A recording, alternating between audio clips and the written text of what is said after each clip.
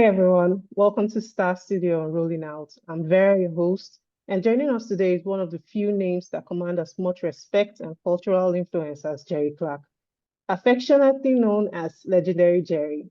With a career that spans decades and a track record of elevating hip hop heavyweights, Mr. Clark has not only shaped the sound of the South, but has also defined its global image. As a revered music executive, strategist, and cultural curator, he has built a legacy rooted in authenticity, connection, and an unshakable commitment to the community. Good morning, Mr. Clark. So nice to have you here. Good morning. Thank you for having me. All right, so let's just jump right into it. How have you created such a strong music legacy in Atlanta?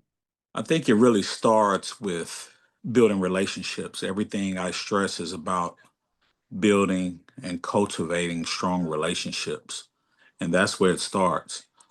Being in a great city like Atlanta with the history of the civil rights movement, and then when Mm-hmm. L.A. Reid and Babyface brought LaFace Records here, that just really planted a great seed for this city to start growing musically and culturally, for Atlanta to be where it was, and for me to be firmly entrenched in that. It just shows you how this city embraced me, took me in, because I'm not originally from here. But the relationships that I have established and built and cultivated and nourished is what allowed me to be where I am and to create the legacy I've created. Okay. So you spoke about your relationship with the city. Now, can you describe three things about Atlanta that makes it such a special place for creatives in music, in film, in the arts in general? We're a close knit city. Let me back up from an industry standpoint. I used to talk to people in other cities, and they used to tell me the reason they thought that Atlanta blew up musically and they didn't is because we always embraced each other, meaning Mm, producers, songwriters. Hey, come on, we were always inclusive. And that set us apart from other cities. Of course, there's so much talent all around this country, but what set us apart, we were always inclusive of each other. I remember times where I would be in the studio and it would be different artists or different producers or songwriters in another room.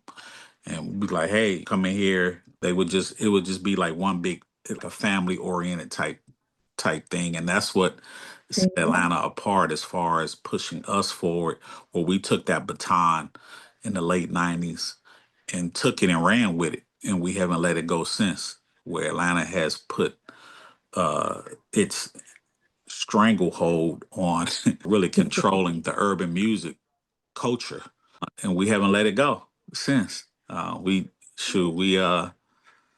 25 plus years of having a stranglehold on this culture, and now, as the wow. saying goes, we influence everything. Atlanta influences everything culturally. We are Yeah, that. We're the trendsetter.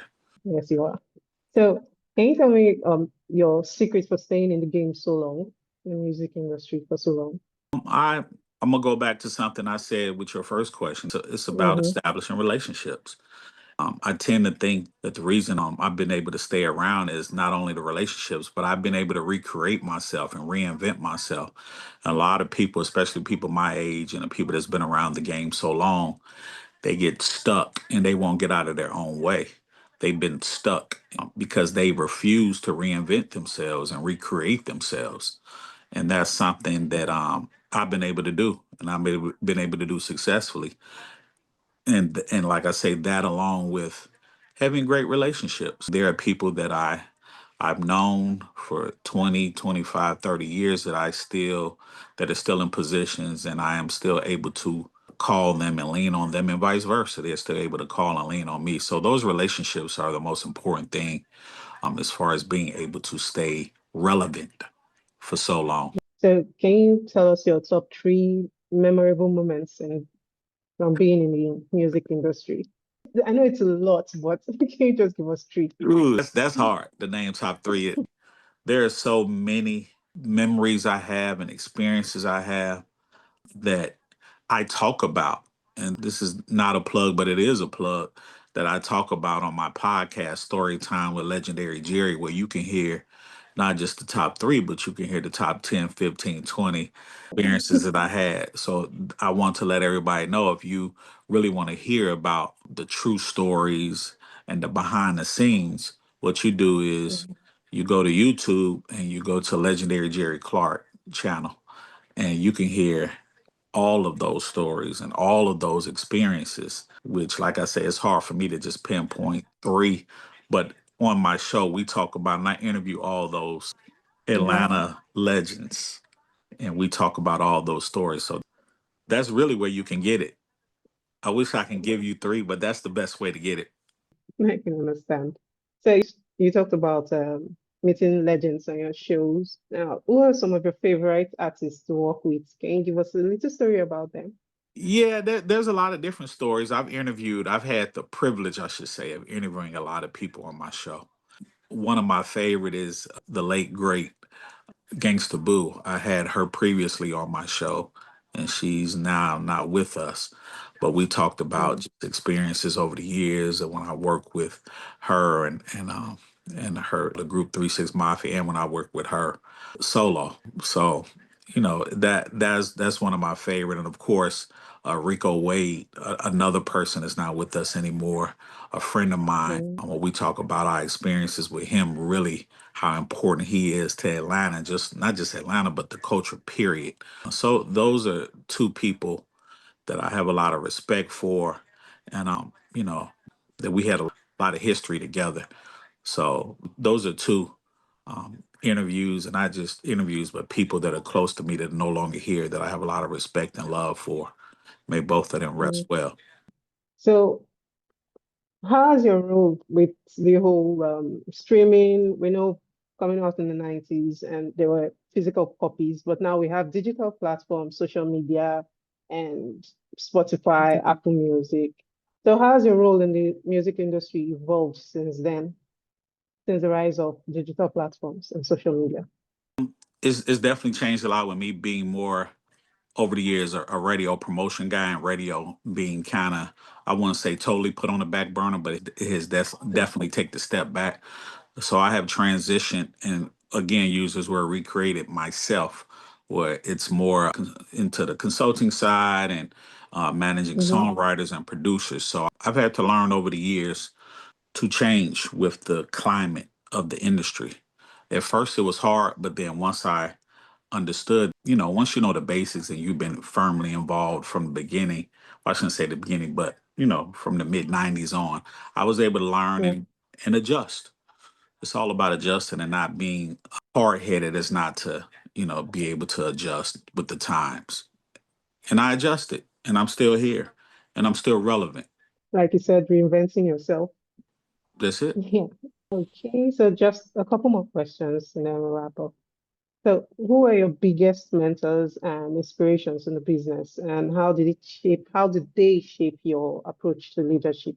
My biggest was my uncle slash first mentor, Mr. Stanley Bethel. Rest in peace, Mr. Bethel. He was the one that molded me and introduced me to this music industry game, because he had been in the music business for years, and he allowed me to come in and really shadow him.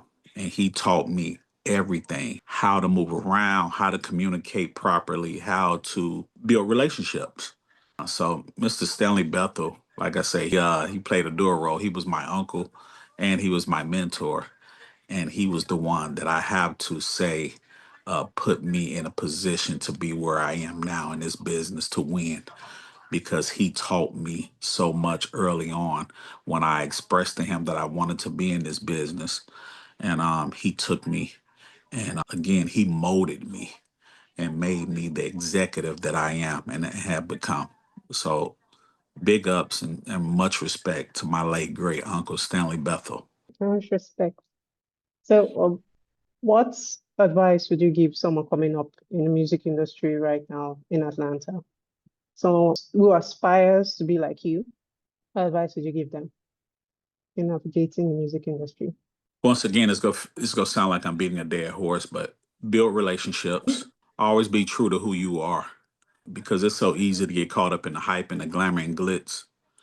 and lose focus. I've seen a lot of young people come into the business or say they wanted to be in this business and they lose focus. They get caught up in the glamour and the glitz and the hype. They never really become successful because this, if you're not grounded, it will chew you up and spit you right out. That's one of the main things. And as I say about the relationships, a lot of people, they put so much emphasis on a check, a check, a check, securing the bag, that they forget that the relationships is what's going to have you secure multiple bags in the future. Maybe not right then and there at that time, but as you build and cultivate relationships, a bag is going to come because relationships, that's what it's about.